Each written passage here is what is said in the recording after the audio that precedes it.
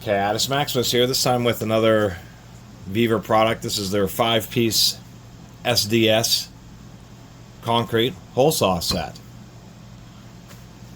I do appreciate them sending it to me. I post videos every day, so that's why I take this promotional content. I actually don't receive any affiliate revenue or paid sponsorships. It's just sample products, which I like. I can evaluate these and talk about them, give people some insight, and I can get some tools that are relatively handy. These have fair reviews on Vevor's website. These are cheap. It's $50 for this whole set, which is super cheap. I mean, this is a Milwaukee 1-inch, albeit a slightly deeper one. This happens to be a Japanese-made one, and this is $50 just for the hole saw itself, nothing else. So you get kind of bang for the buck. I think one of the issues that people have with these is they use too small of a rotary hammer. They're taking something like this 100 mil bit and just trying to get it through on the SDS Plus shank, and they just end up really badly dulling the carbide because they're just not able to, their hammer does not have enough driving force to actually cause the teeth to want to bite in, and they actually last a little bit longer that way. I mean, they are pretty intelligent. There's varying teeth depending on the size. We have 12 teeth on the 100 mil, 10 teeth on the 80 mil, 8 teeth on the 65 mil, 5 teeth on this 40 mil.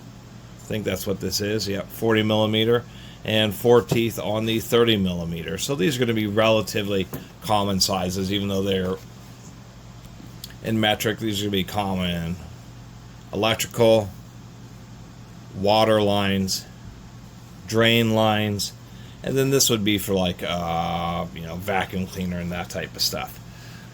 So there are 2 different types of concrete hole saws. Well, 3. There's ones that are diamond grit that are meant to kind of run in rotary hammers and in rotary only mode, and they tend to wear out pretty quickly just because they're not water fed. There's the big, which are known as concrete core drills, which have huge hole saws. They do have forced water through the center of the hole saw, and those are like the true heavy duty when you really need to make either deep or repeated holes. Those are the ones that really last. The dry diamond grit hole saws tend to, unless they're really expensive ones, tend to grind the diamond grit off the metal base. And then there are these, which are the carbon or the carbide tooth hole saws, and these are designed for impact work. If you use the diamond grit ones in a rotary hammer while it's hammering, you can really hammer them super fast. And the reason these exist is many larger rotary hammers don't have a rotation only mode, and I'm not exactly sure what the nature of that convention is, but it's smaller rotary hammers that tend to have a rotation only. But when you get into the big SDS Max, it's a real special feature to have one that has a rotation only. Otherwise, they usually have either a hammer, or they have a hammer only and rotary hammer. The second thing with what I was saying earlier about using too small of a rotary hammer is, once again, trying to use an SDS Plus to drive a big 4-inch hole saw just doesn't have the power to drive these forward. These bits have quite a bit of mass, and there's a lot of surface area. It's not like some little bit that you're driving with. Let's get one of these pilot drills out of here, which are surprisingly jammed. Trying to drill a small hole. There's a lot of surface area around one of these cutters, and it takes a lot of impact energy. And you really want as heavy a rotary hammer as you can use, and that's probably another portion of the issue. So it comes with 2 pilot drills. It just uses an M6 1.0 thread. They come with a couple of basic, actually 10 millimeter little bolts to hold in the pilot drill. Oh, another quick tip is the pilot drill is just like in any hole saw. You have the pilot drill, so it drills a centering hole until the hole saw itself is able to engage. But one of the things you can do is actually, once the hole saw started to make it into the material and is stabilized, you can pull out the center drill because it's not needed anymore. It's needed because it sticks out a little bit further and then once again helps you drill on at the right spot. Then you pull it out because then all it's doing is just causing more work for the rotary hammer. So anyway, it is a joke, relatively. Maybe not for the two small ones if you have one of the more beefy drop motor rotary hammers, but with something like these, you really want to use SDS Max. A big hammer like this one. And so getting more into my motives here, I like to collect tools, so now I got those big rotary hammers, might as well start trying to find as many accessories to use with them.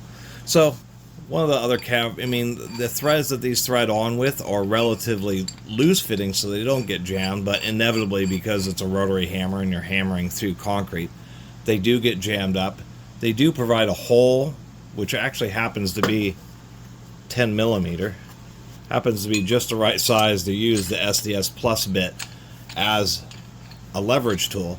But what they did not do is include any kind of flat, so the first time you use this, or actually every time you put on a hole saw and actually use it with the hammering function or the heavy hammering action, it locks the hole saw in the mandrel and you're going to be stuck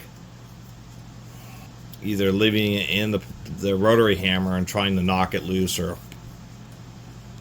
putting it in the vise. And that's one criticism. They should have milled a couple of flats on each side here so that you could actually make it easier to get the saw off. Otherwise, you're going to be kind of stuck in those situations where if you don't have a vise available, you're just going to have to tap around this, maybe use the edge of a chisel to hit this hole while just holding onto the shank tightly, or heating it up. And so that is one caveat. But it is a $50 set, and I mean, that's really cheap. I mean, that's $10 per hole saw. Plus you get a couple of mandrels. So that's the deal. It's more of it's not a set that's designed to be, a long-lasting, real premium like the Milwaukee's here, or Hilti, or a variety of brands.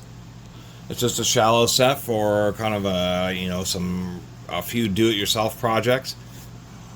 And basically you're getting a whole set for what would be the cost of just a single hole saw by itself from a major brand, and you get a few different sizes.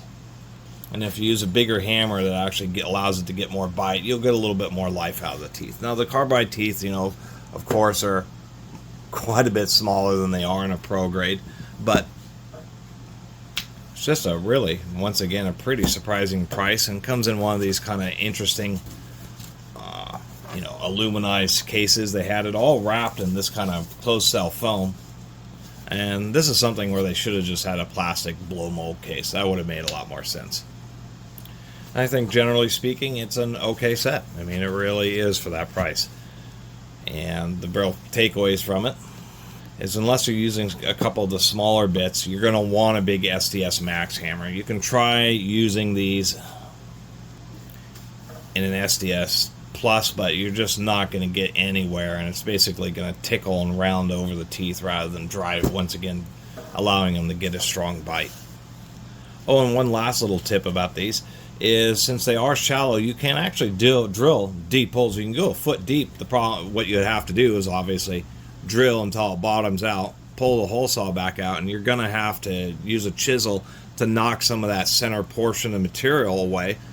Obviously, it's going to be brick, cinder block, concrete, other rock, hard materials, so you can chip it out of there, and then you can get back in there with the hole saw again, drill another section, pull it out, use the chisel again, like a ball point that you would have for the rotary hammer that you're driving these with. So it makes it pretty simple. You just have to pop this out, pop in the ball point, knock out the center portion, the piece of the plug, and then you can do multiple stages with one of these.